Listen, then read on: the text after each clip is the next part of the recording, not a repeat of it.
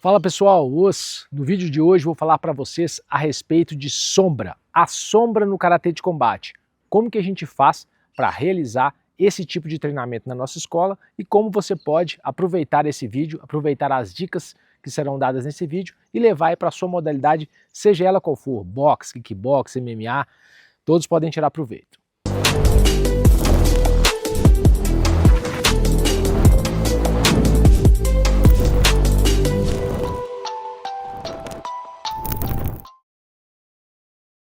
A primeira coisa que a gente tem que definir quando a gente vai começar um treinamento de sombra é qual o tipo de sombra que a gente vai treinar. É uma sombra que só tem golpes de soco? É uma sombra que tem soco e chute? É uma sombra que tem todo o arsenal que uma luta de golpe traumático, que uma luta em pé pode ter, como socos, chutes, cotoveladas, joelhadas, cabeçadas? Ou vai ser uma sombra híbrida? Quando eu falo uma sombra híbrida, pessoal, eu estou querendo dizer uma sombra de um combate amplo, um combate realista, um combate aberto, né?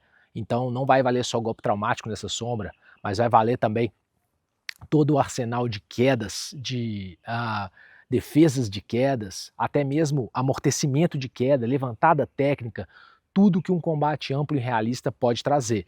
Então a primeira coisa, defina qual é o tipo de golpes, qual o tipo de arsenal de golpes que você vai incluir no seu treino.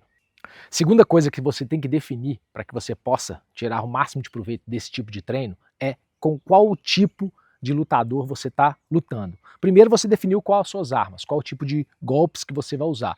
Depois você vai definir contra quem você está lutando. Você pode estar lutando contra um boxer, contra um kickboxer, você pode estar lutando contra um lutador de MMA, até mesmo contra um cara mais leigo, né, um cara mais forte, um cara mais rápido, um cara mais pesado.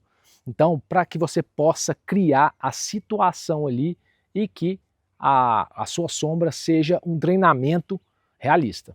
Uma coisa que a gente tem que ficar muito atento, pessoal, é com a biomecânica correta dos golpes. Não sair fazendo o golpe de qualquer jeito, porque pelo fato de não ter ninguém olhando, você não estar olhando no espelho, não ter ninguém te corrigindo, você pode vir a fazer os golpes da forma errada. Então, preocupe-se em manter a biomecânica correta para que seu corpo possa gravar na memória muscular dele a biomecânica correta dos movimentos.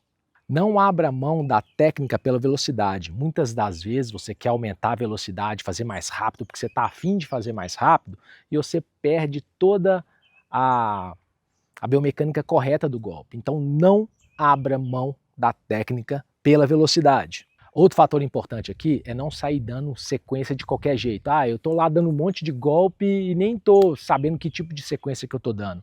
Tente fazer coisas lógicas, sequências que vão fazer com que seu adversário caia na sua armadilha, caia na sua cortina de fumaça, que você consiga utilizar a sua sequência e achar as brechas do seu oponente. Então, se você sair dando golpe de qualquer jeito, sem pensar numa lógica técnica para os golpes, além de você estar simplesmente jogando golpe no ar, você nunca vai criar umas sequências interessantes, né, que vão ficar automatizadas ali para você jogar quando você precisar de fazer de vencer o combate, de dar aquela blitz no seu oponente.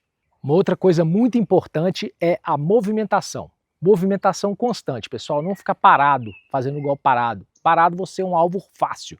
Não ficar parado na frente do espelho, olhando e fazendo, se hipnotizado com a sua própria imagem. Se você está numa sala onde tem um salão, as pessoas começam a se ver no espelho, tentar corrigir, a hora que vê, parou a sombra, está fazendo tipo um Kihon, olhando para o espelho. E são propostas diferentes. Então, movimente-se a todo momento, não queira ser um alvo fácil, tá?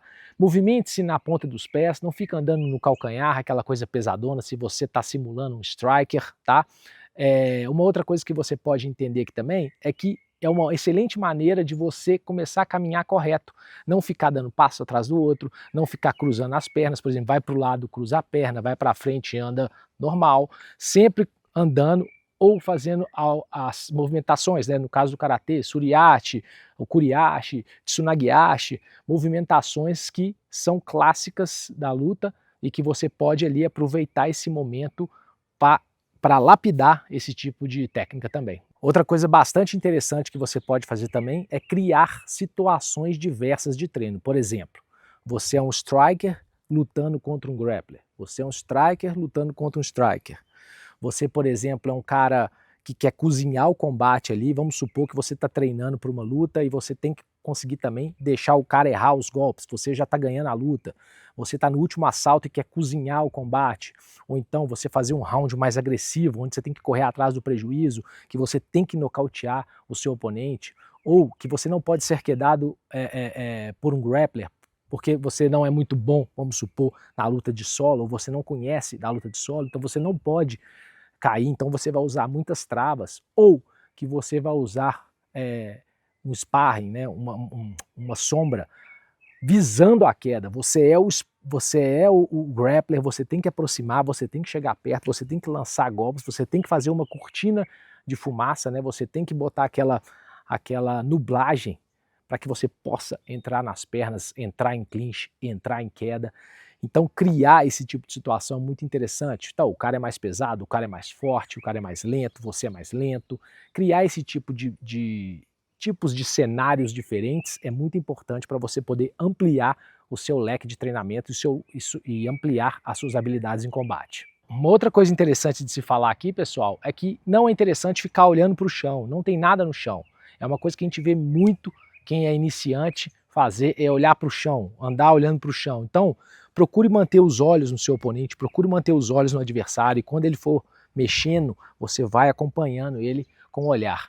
Bem mais interessante e bem mais realista do que ficar olhando para o chão. É fácil ficar olhando para o chão, é comum, a gente vê muito isso acontecendo, mas é interessante que você use seu olhar para seguir o seu oponente. E a última coisa, pessoal, e muito importante, é manter a mente limpa, manter o mushin, manter o pensamento vazio de coisas de fora, não ficar pensando em problemas, não ficar pensando no trabalho, não ficar pensando em outras coisas. Tenta trazer a presença para o local, você está ali inteiro, mantendo o que a gente chama de mushin, né? Então tente trazer a presença, é o seu momento, é a sua hora de treino, porque se você ficar pensando em outras coisas, ficar pensando nos problemas lá de fora, a tendência é sua cabeça sair dali, seu pensamento sair e você começar a fazer uma sombra meia boca, uma sombra errada, que não tenha os princípios que deveriam ter, ou que não vai te trazer os benefícios que ela poderia te trazer se você estivesse totalmente presente ali, né, se entregando 100% a essa atividade. É isso aí, pessoal, espero que vocês tenham gostado do vídeo de hoje. Deixa aí as suas perguntas para que a gente possa fazer esse tipo de quadro aqui, respondendo as perguntas de vocês.